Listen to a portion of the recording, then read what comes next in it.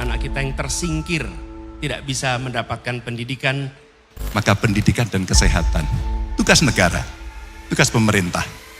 Kita harus berani memberantas kemiskinan.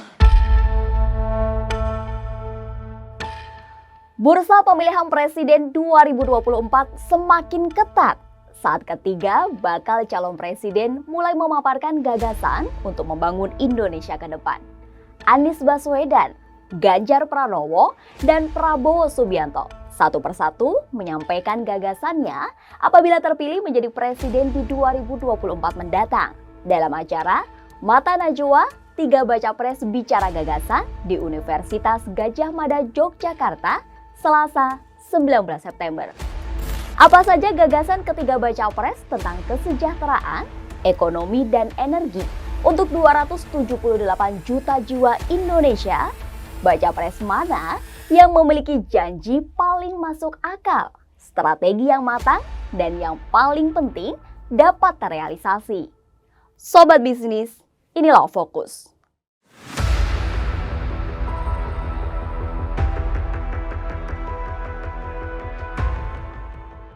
Pendidikan dan kesejahteraan menjadi gagasan prioritas dari ketiga baca pres.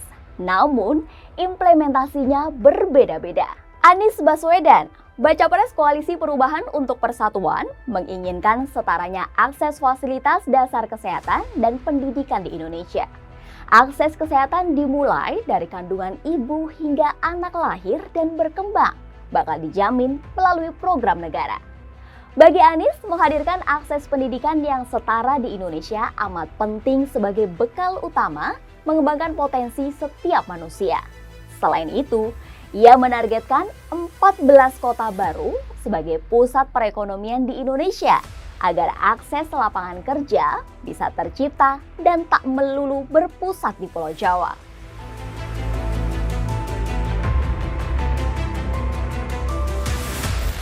Ganjar Pranowo, bakal calon presiden usungan PDIP ini, menginginkan agar pemerintah benar-benar terjun memenuhi kebutuhan kesehatan anak sejak dalam kandungan hingga pendidikannya ketika dia sudah beranjak tumbuh.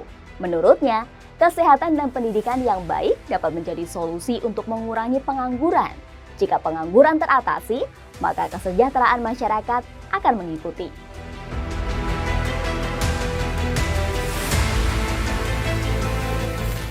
Prabowo Subianto, bakal calon presiden dari Koalisi Indonesia Maju, akan melanjutkan program Kartu Indonesia Sehat, Kartu Indonesia Pintar, Kartu Sembako, dan Kartu Prakerja untuk meningkatkan akses kesehatan dan kesejahteraan. Prabowo juga akan membangun sekolah-sekolah unggul terintegrasi di setiap kabupaten, sekaligus menaikkan gaji guru dan ASN. Ia juga memiliki program makan siang dan susu gratis di sekolah, serta bantuan gizi untuk ibu hamil di Indonesia.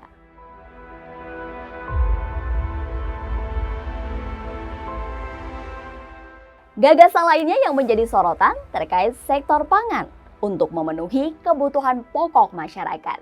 Anies menginginkan terbentuknya tata kelola kebutuhan dasar, misalnya pemenuhan beras bagi mereka yang statusnya prasejahtera di tengah kenaikan harga kebutuhan hidup. Mantan Gubernur DKI Jakarta ini juga menginginkan agar petani sejahtera dengan cara mengoreksi tata niaga dan memerangi ulah mafia di bidang pertanian.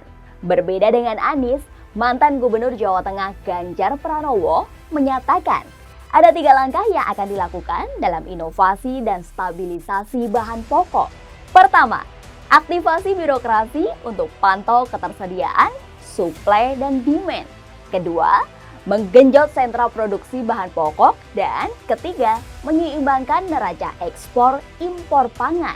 Sementara, Menteri Pertahanan Prabowo Subianto ingin terciptanya swasembada pangan dan menargetkan Indonesia sebagai lumbung pangan dunia. Ia juga akan menjamin ketersediaan pupuk, benih, dan pestisida langsung ke petani, serta mewujudkan swasembada air atau menjadikan air sebagai komoditas strategis untuk menanggulangi krisis air ke depannya.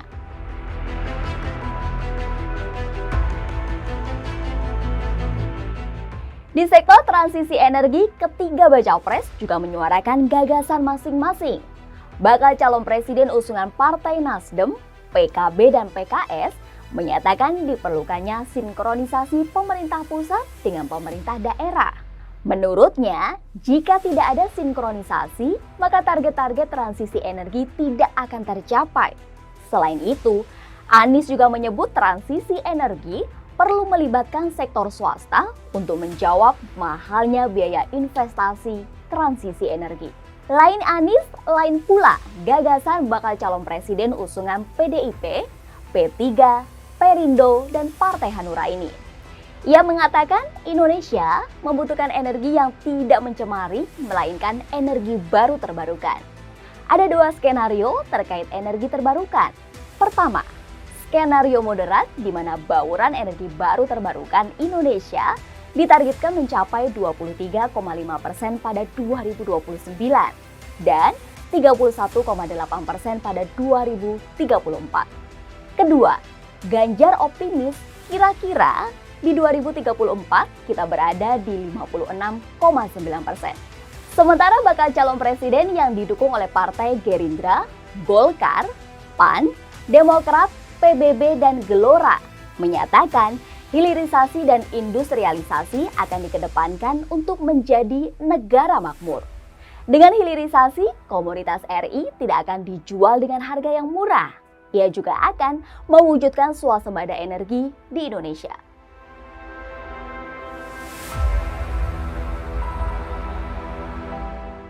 Pembangunan proyek Ibu Kota Nusantara terus dikebut pemerintah Presiden Joko Widodo. Namun, tahun depan Jokowi sudah harus turun dari jabatan orang nomor 1 di Indonesia.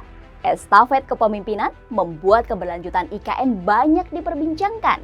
Kebijakan presiden selanjutnya belum tentu sama dengan Jokowi. Ini dia jawaban ketiga baca pres soal nasib IKN.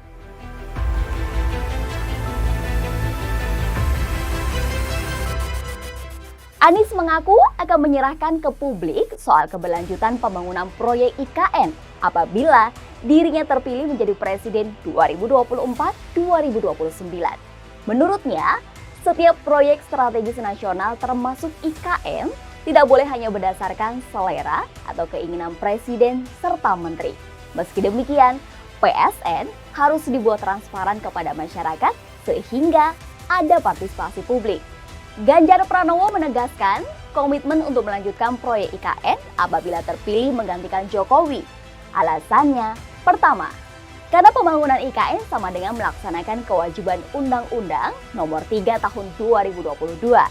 Kedua, pembangunan kota dari nol dapat mengubah cara pikir dalam membangun kota masa depan yang berkelanjutan. Sehingga tidak sekedar memindahkan gedung dan pergantian nama. Prabowo Subianto punya posisi yang lebih tegas. Ketua Umum Partai Gerindra ini menegaskan, keberlanjutan pembangunan IKN masuk ke dalam 17 program prioritasnya apabila terpilih menjadi presiden. Menurutnya, IKN menjadi salah satu prasyarat agar Indonesia bisa mencapai target Indonesia Emas pada 2045.